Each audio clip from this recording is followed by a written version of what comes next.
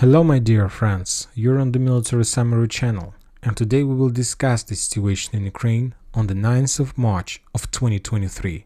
Today we have a lot of very interesting updates, so let's start. And first let's take a look at the Russian sources map. As you can see, there are a lot of icons all over the entire territory of Ukraine.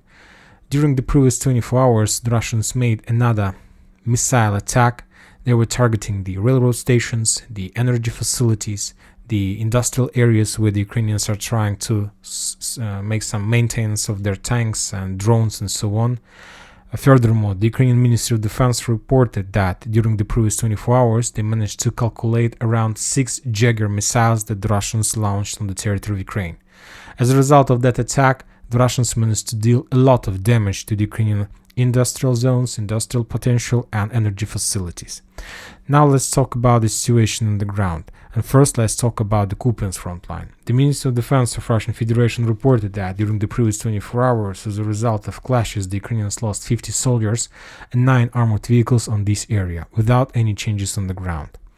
When talking about Liman front line, the Russians reported that as a result of clashes, the Ukrainians lost 115 soldiers, 5 armored vehicles, and 1 artillery system Gvozdika.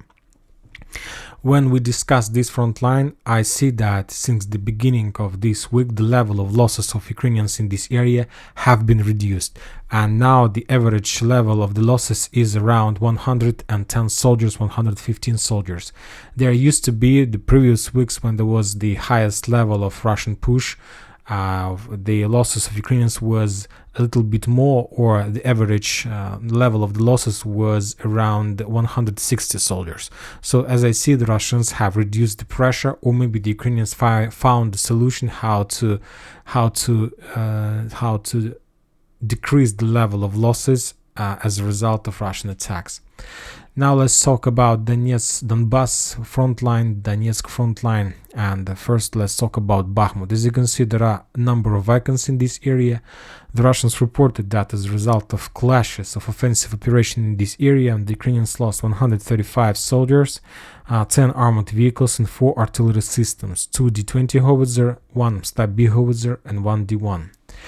And furthermore, the head of Wagner's reported that as a result of storm operation, they managed to establish control over Dubovo-Vasilievka, that small village, this one, that located on the west from Berkhovka, and let's say from on the northeast from Chasov Yar, this one. Furthermore, the Ukrainian sources reported and published video and photo confirmation that they managed to create pontoon bridge over the place of on the place that used to be a real bridge. If you remember, a few days ago, when the Russians had progress on the north in the area of Yagidne and Berkhovka, the Ukrainians destroyed the bridge that connected the road that connects Chasov Yar and Bakhmut. And today they published a video of built pontoon bridge. So as I understand, the Ukrainians still have possibility to use this area, and furthermore they understand that it is not a very good idea to use just the only road between Ivanovskaya and Bakhmut. The Russians controls this area, so that's why they need to stretch a little bit the possibilities for rotation process, evacuation, supplying of Bakhmut. So that's why they restored the bridge. I'm not saying that it's safe to use this road. I believe that this area road is under fire control, but at least this situation is better than just to have a single road between Ivanovskaya and Bakhmut. The Russians reported that the Ukrainians also lost another radar, ANTPQ-50, in the vicinity of Chasov Yar, the radar that Ukrainians uses for counter-artillery duels. Now let's discuss in more details the battle for Bakhmut. For these purposes, let's take a look at the Western sources map. So now first let's update this map according to the situation we have, and the Russians reported that they established control over Dubovo-Vasilievka. So let's mark this area in red and let's color this territory for better understanding of the situation. And Furthermore, during the previous 24 hours, there was another update in the vicinity of Zeleznyanskaya. The Russians reported that they managed to enter or to get the outskirts of this small village or farm, and now there is a very heavy clashes for this small settlement. Furthermore, some Russian sources are saying that they managed to develop their progress in direction of Orekhovo-Vasilievka, and that there are also very heavy clashes for this settlement. So let's update these two areas in the color, in the black color, so to understand the situation on these front lines as well. So let's color them in black, because now these areas, these two settlements is in the gray zone, are in the gray zone. So as you can see, if you remember a few videos ago, we discussed that that Wagner's did the main job, and they have encircled or established operational encirclement, and now they need just to develop their positions. And the best thing they can do is to develop the bridgehead to the north in direction of Minkovka and Privolya. And the main reason they need to do this is to push the Ukrainian artillery systems that Ukrainians are using from this side of between Slaviansk and Bakhmut, because from these positions, as we discussed, the Ukrainians are able to attack the Russians' offensive orders and to suppress the Russian artillery that from their side try to destroy and establish fire control over the roads between Ivanovska and Bakhmut. So the Russians slowly, but they're pushing to the north in direction of Slaviansk just with one purpose: to push the Ukrainians' artillery as far as possible. Furthermore, if we take a look at this area, we see that this is the best place. If the Russians are able to take control over these two settlements, this is the best place where the Russians are able to stop or prevent the Ukrainians' greatest deblocking operation that these days the Ukrainians are trying to make from Slaviansk in direction of Bakhmut. And as we discussed, there is a channel barrier on the west, and there is lakes and water reservoirs on the east end. There is a very short distance between these two areas, and it's the best place to establish fortifications, establish positions, and to stop the Ukrainians' armored offensive attack from direction of, let's say, Minkovka to Paraskovievka. And there is one important area, and there is one important bridgehead on this front line. I'm talking about this forest, and this forest is under Ukrainian control. So I believe that this to develop the Wagner's positions within the next few days, they will try to establish control over this forest, and if they are able to do this, if they are able to take this black cloud and this yellow cloud, that means that they will be completely safe from their side, and the Ukrainians from that moment will no longer able to penetrate the Russians' defense orders and to deblocate forces in Bakhmut. Furthermore, by taking Dubovo-Vasilievka, this small settlement between Orekhovo-Vasilievka and Berhovka, the Russians also managed to improve their artillery positions. And if you remember, this small salient was a very big barrier for the Russian artillery systems, because if we take a look at the configuration of the front line, we see that there are just let's say 4 towns that located on the Russian side of this channel. There is Grigorievka, Bogdanovka, town by the name of settlement by the name of Kanal, and Ivanovska. There are very heavy clashes in Ivanovska, and I see that the Russians still can't take control over this town, but I believe that they can achieve some progress in Grigorievka and Bogdanovka. And these days the Russians want to concentrate over these two settlements to develop and to improve their positions. And by taking Dubovo-Vasilievka, now the Russians are able to get their short distance artillery systems as close as possible to this settlement. And from these positions, let's say if the Russians move their artillery systems somewhere in the vicinity of Berhovka, this area, now from this area the Russians are able to establish control over these supply roads that Ukrainians uses to supply Grigorievka and Bogdanovka. And from this position the Russians can establish fire control, and with drones, with artillery systems, and with help of that they may This operation can give benefits for the Russians stormtroopers that these days are trying to storm Bogdanovka and Grigorievka.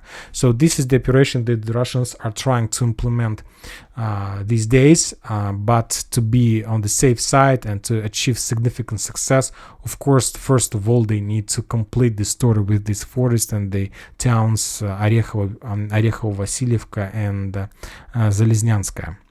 So this operation on the north, and this is exactly that the Russians are trying to develop these days. And if the Russians are able to do this, we understand that not just Bakhmut is going to be encircled. From this very moment, even Chasiv Yar, we can consider Chasiv Yar as also encircled, at least something like operational encirclement or something like this, because from these positions like Grigorievka and Bogdanovka, the Russians will be also able to establish fire control over the road that connects Konstantinovka and Chasiv Yar, and this is like the next step of encirclement of Ukrainian forces in this area. At least I'm not sure that the Russians will try to develop their offensive operation from this bridgehead further to encircle Chasiv Yar, but at least they will be able to establish fire control over the roads, and they will make the life of forces in garrison of Bakhmut even more difficult. Now let's talk about the south of Bakhmut. There are also a lot of updates from this area. This map is not updated, but the Russian sources are saying that this south block is under complete Russian control. So let's color this in red for better picture. And the same situation about these two blocks on the south, Budyonovka and Sabachaevka. The Russians are saying that they established control over at least half of these blocks, and they're pushing to the north. I'm not sure that they're going to develop a lot the bridgehead from the south, because there are central part completely fortified. The only reason they're doing this is just to push the Ukrainians and to stress them and to pin down them. And of course, by taking the south part of Bakhmut, they want to open the gates to establish control over the south part of this block and to get as close as possible to supply and support roads that Bakhmut forces still uses to make all this rotation and supply process with Chasiv Yar on the mainland. So the situation around Bakhmut every single day becomes more and more difficult for the Ukrainians. But from the other side, the Ukrainians continue doing their rotation process in this area, and there are a lot of changes on the ground. First of all, the Ukrainians moved 80th Air Assault Brigade in this area. This is a very fresh update, but the thing is that, as you can see, they're trying to increase the power and reinforce the area, the soldiers and garrison around Ivanovska, but just with one purpose: not to allow the Russians to cut this supply road. And as a result of clashes during the previous 2 days, the head of battalion of this 3rd battalion of this 80th Air Assault Brigade was killed by the Russians. And if you remember, this battalion 80th is responsible for killing of Russian soldiers who surrendered in the area of Makeyevka, and this head of that battalion was it was like his primary responsibility for that massive kill of Russian soldiers in Makeyevka. And today this commander was killed in the vicinity of Ivanovska. Furthermore, the Ukrainians made few movements of forces in the vicinity of Khromovo. There is 67th Mechanized Brigade, there is a 77th Air Mobile Brigade. They also deployed these forces here.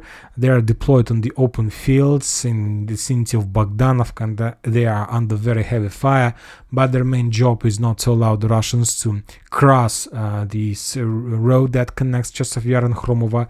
And we see that during the previous few days there was no progress from the Russian side, so maybe they are pretty successful with this. Furthermore, we know, and we have piece of news, that they restored the bridge in this area, so maybe, as you can see, they managed to restore at least partly these roads between Chasiv Yar and Bakhmut. All these roads are still under fire control, but at least they can somehow, at least for a little bit, but to survive in this situation. When talking about the south flanks, the Ukrainians moved their 24th Mechanized Brigade in the vicinity of Tarskoye.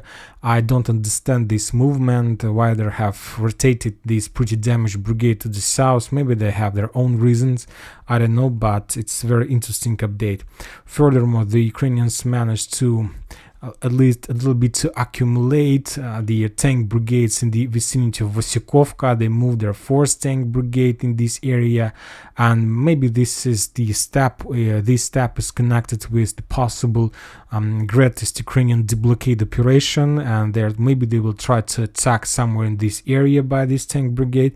Anyway, I believe that we are going to see this. And when talking about this front line, furthermore, there is another very interesting update. The Ukrainians deployed their 14th operational brigade in this area, Chervona Kalina. And if you remember, this area used to be under responsibility of 10th Brigade, and this 10th Brigade were redeployed a little bit to the south in the vicinity of Vysyola. So the Ukrainians took a decision to increase the total force, total power of this region, and not to allow the Russians to penetrate this area and to make some damage or to create some risk for Siversk forces, for forces that located on the Siversk bridgehead. So that's it about Bakhmut. One more time, the Russians are trying to develop their bridgehead on the north, trying to push and trying to establish the bridgehead from the channel to the water, to the rivers on the north, and to push as far as possible Ukrainian positions. Furthermore, the Russians managed to develop their own artillery positions, and from now on, the Russians from the vicinity of Berkhovka are able to establish fire control over Grigorievka and Bogdanovka. That this situation allows them to increase the pressure, storm pressure over these two towns without any risks, because there are just two roads how the Ukrainians can supply these two towns. This is a small cross over the channel, and this is another one. And of course, all these crosses is under fire control, and that increases the Ukrainian losses while defending these towns. So the situation becomes even worse than it was yesterday. But let's see. Let's wait for the Ukrainians' greatest deblockade operation. Maybe they're able to do something, because the head of infantry army of Ukraine promises Zelensky and Zaluzhny that he is able to do this and that he is doing this right now. But the real final push we expect in the beginning of the next week, or maybe at the end of this week, or something like this. Now let's move to the south, and more piece of news are coming from Avdiivka. As you can see, the Russians continue attacking this town. They continue clearing the paths and roads for the Russian stormtroopers that are moving from Vodyana in direction of Severna and Toninka. Furthermore, the Russians continue attacking Krasnogorovka with flamethrower systems, with rockets, with missiles, with artillery systems. Yesterday we discussed that, as I understood, the Russians were planning first to take control over Kamyanka and this settlement to the south, but the concentration of fire against Krasnogorovka and against the supply roads to this town tells me that maybe the Russians will try to take control over Krasnogorovka, and then maybe they will change their focus over Kamyanka. So something tells me that maybe I was wrong by projecting the operation near Novosilovka-Drugaya. The facts, today's facts, are saying that the Russians first will try to attack Krasnogorovka, and first they will try to increase the encirclement bridgehead of Avdiivka. As we know, today the Russians have the progress something like this. They took control over Vysyola, and today's artillery attacks tell us that they will try to develop further in direction of Krasnogorovka, and maybe after that they will try to short the front line on the south by taking these two settlements, Kamyanka and the residential area on the south of Kamyanka. So this is the first stage of encirclement operation of Avdiivka, and of course they need to continue movements from the south, and there is still a lot of job to do. But if the Russians are able to, let's say, to color these blue clouds into the red color, of course this is some kind of operational encirclement of Avdiivka, and from this very moment the Russians will be able to establish fire control over the supply roads of Avdiivka, and this is going to be another cauldron at the same days as the Bakhmut cauldron. So the situation for the Ukrainians develops not very good, not in their favor, completely in Russian favor. One more time, as a result of clashes, the Ukrainians lost 135 soldiers, 10 armored vehicles, and 4 artillery systems. As you can see, also the level of Ukrainian losses on Donetsk front line have been reduced during the previous days. We see that the Russians, maybe they are taking small operational pause for regrouping, for moving more closer to the combat line of their artillery systems. I expect that they're going to restore the level of the pressure within the next few days, but if they don't, then we need to try to analyze and understand what other tactics the Russians are planning to use over these two towns like Avdiivka and Bakhmut. Now let's move to the south. The Russians continue storming of Marinka, but without progress on the ground. So that's why furthermore, some Russian sources and Ukrainian sources are saying that Ukrainians managed to make a small effective counter-offensive operation. They push the Russians back from the central part of Marinka, so the situation there is still complicated. The same situation is about Ugledar and South Donetsk front line. The Russians reported that during the previous 24 hours, the Ukrainians lost 65 soldiers, 4 armored vehicles, and 1 artillery system D-20. Without any progress on the ground, the Ukrainians are able to send their reserves and forces to the vicinity of Pavlovka, in direction of these small farms. Furthermore, they still have possibility to send their commandos inside of this residential area on the west of Pavlovka and Nikolska and the east of Pavlovka. So there are still heavy clashes, but I believe that the Russians they don't have more possibilities to restart the offensive operation because of heavy losses during the February and January. When talking about Zaporozhye area, as you can see, there are no changes on the ground at all, no losses, no icons saying that the level of activity from both sides on this front line is very low. Now let's talk about Kherson. As you can see, the Russians continue artillery duels. They continue to develop their spy network in this area.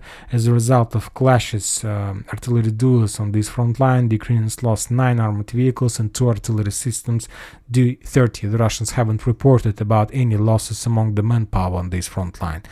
And one more time about the missiles attack of the Russians during this day.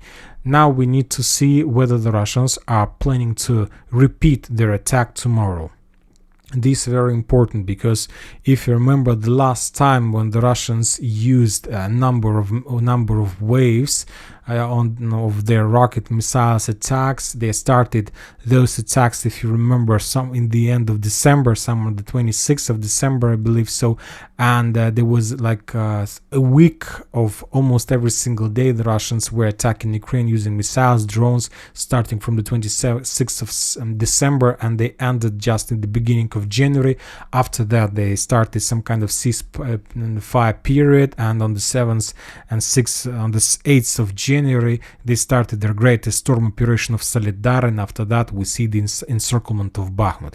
So if the Russians continue their missiles waves tomorrow and the day after tomorrow, that means that they have already prepared before a very powerful attack. The only question where the Russians are planning to make this attack.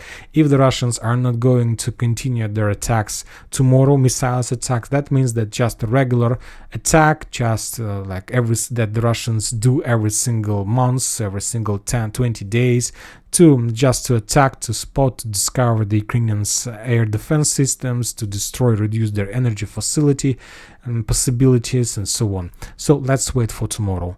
Something tells me that maybe we are going to see another wave of attack tomorrow, and that means that this will certainly mean something. And that's it for today. Military Summary channel reminds you to condemn any violence in Ukraine. Thank you for watching. Subscribe to my channel, put your likes, join my Patreon. Have a good day. Bye bye.